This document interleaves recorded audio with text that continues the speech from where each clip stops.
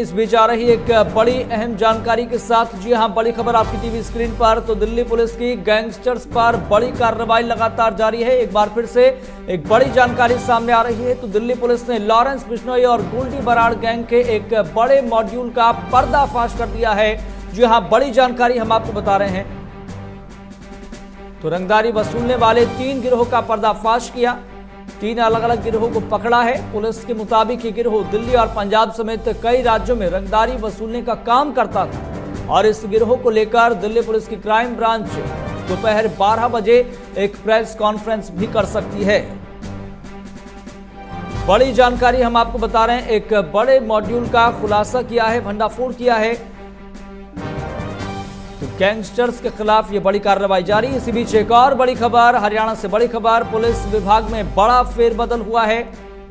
136 HPS अधिकारियों का तबादला हुआ है। तो अधिकारियों को इधर से उधर किया गया है। तो कई जिलों के डीएसपी, एसटीएफ का तबादला भी किया गया है। 136 एचपीएस अधिकारियों का यह तबादला हुआ है। तो एक लंबे समय के बाद इतने ज्यादा अधिकारियों को इतने बड़े स्तर पर ये तबादला हुआ है, ट्रांसफर हुआ है। तो सिरसा से 4 डीएसपी का भी तबादला हुआ है।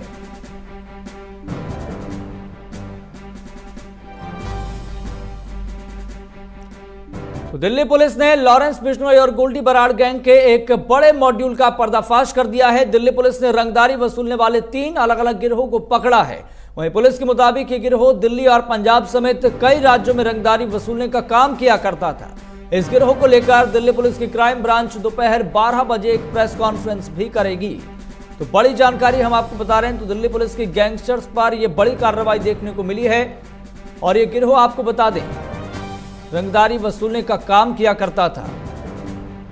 तो दिल्ली, पंजाब समेत कई इलाकों में ये रंगदारी वसूलते थे। तो लॉरेंस और गोल्डी गैंग पर यह बड़ी कार्रवाई की गई है। हालांकि इस तरह की पहले कई इंफॉर्मेशन सामने आ चुकी है, कई इस तरह के मामले सामने आ चुके हैं जिस पर संज्ञान लेते हुए, कड़ा एक्शन लेते हुए ये बड़ी कार्रवाई की गई है। तो लॉरेंस और गोल्डी गैंग पर यह बड़ी कार्रवाई की गई है। चलिए, हमारे संवाददाता नितिन धीमान हमारे साथ जुड़ गए हैं इस खबर पर ज्यादा जानकारी के साथ। नितिन धीमान, क्या क्या खुलासे और क्या क्या बड़ी कार्रवाई की गई है? क्राइम ब्रांच की तरफ से ये 3 मॉड्यूल जो है वो बस्ट किए गए हैं, ये पकड़े गए। ये यहाँ पर रंगदारी का काम करते थे, धमकी देकर के पैसे उगाही करना या कोई जिस तरीके से गोल्डी बराड़ और लॉरेंस बिश्नोई, जो कि बाहर बैठ करके बिश्नोई भले ही जेल के अंदर हो लेकिन पूरा गैंग ऑपरेट करता है, गोल्डी बराड़ बाहर से पूरा फंडिंग जो है करता है। तो ये वहाँ से फंडिंग करके यहाँ पर किस तरीके से इनसे काम करवाना है, गुर्गे इन्होंने अपने पूरे पाल रखे हैं, पूरे गैंग एक बना रखा है जो कि ऑपरेट किया जाता है। जिसमें कि अगर बात करें, रंगदारी एक अहम इनके इनकम निकालने का है। जो भी कोई बिजनेसमैन होता है उनसे रंगदारी मांगी जाती है, नहीं देने पर किडनैपिंग या मर्डर की धमकी दी जाती है। तो ये गैंग क्राइम ब्रांच की तरफ से पकड़ा गया है और थोड़ी देर पहले ही दिल्ली पुलिस की तरफ से जानकारी साझा की है और इसको लेकर के 12 बजे एक स्पेशल प्रेस कॉन्फ्रेंस भी रखी गई है पुलिस हेडक्वार्टर में, जहां पर पूरा इनके किस तरीके से पकड़ा, कहां से पकड़ा और कौन कौन लोग इनके निशाने पर थे ये बताया जाएगा। क्योंकि ये जरूर देखा गया है कि टारगेट किलिंग्स जो है पंजाब और अन्य जगह पर लॉरेंस बिश्नोई, गोल्डी बराड़ की तरफ से कराई जा रही है, उनको लेकर के फंडिंग लगातार की जा रही है और इसी फंडिंग के तहत ये मॉड्यूल यहाँ पर काम कर रहे हैं।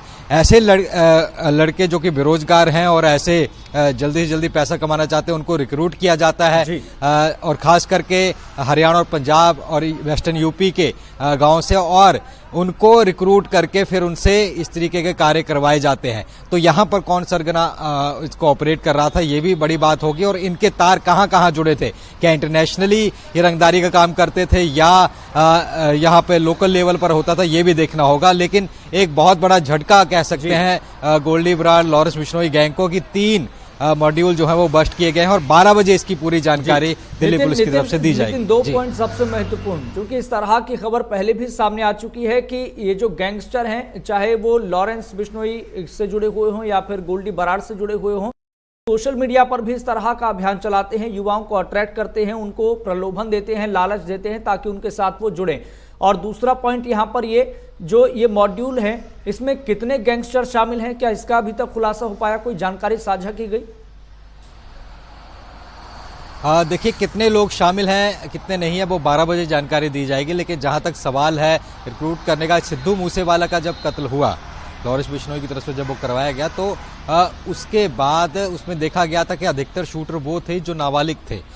मतलब जो 15-16 साल के युवक हैं उनको टारगेट रखा जाता है, उनका माइंड वॉश करके उनसे जो मर्जी काम जो है वो करवा दिया जाता है। तो ऐसे में कहीं ना कहीं ये टारगेट पर रहते हैं ऐसे युवा, और ऐसे ही लोगों से यहाँ पर जो फंडिंग के जरिए, क्योंकि पूरा मॉड्यूल इस तरीके से काम करता है कि पहले एक फंड जुटाया जाता है, चाहे वो नार्को टेररिज्म जिसे कहा जाता है कि ड्रग्स आएगा और उससे टेररिज्म फैलाया जाएगा। दूसरा रंगदारी मांगकर ऐसे बिजनेसमैन या लोगों को डरा कर उनसे रंगदारी लेकर के ये पैसा जमा किया जाता है। ये पैसा फिर इन युवाओं को लालच दिया जाता है काफ़ी पैसा, और फिर इनको पाकिस्तान के जरिए आईएसआई के जरिए वहाँ से हथियार इंपोर्ट कराए जाते हैं और फिर टारगेट दिया जाता है। ये तमाम इस पूरा मॉड्यूल काम करता है। अब चूंकि ये पकड़े गए हैं जो रंगदारी मारने वाले, तो कहाँ से हथियार आते थे और कौन कौन निशाने पर था, किन से रंगदारी मांगी थी, किन से नहीं मांगी थी, ये तमाम चीजें सामने आ सकती हैं। और कहाँ कहाँ पर ये एक्टिव थे, कौन निशाने पर थे, ये भी देखा जाएगा। क्योंकि हाल ही में बहुत बहुत शुक्रिया जानकारी साझा करने के लिए। आप नजर बनाए रखिए, हम आपसे अपडेट लेते रहेंगे। कई बड़े सवाल हैं इस कार्रवाई को लेकर जो बने हुए हैं, जिसका जवाब मिलना बहुत जरूरी है।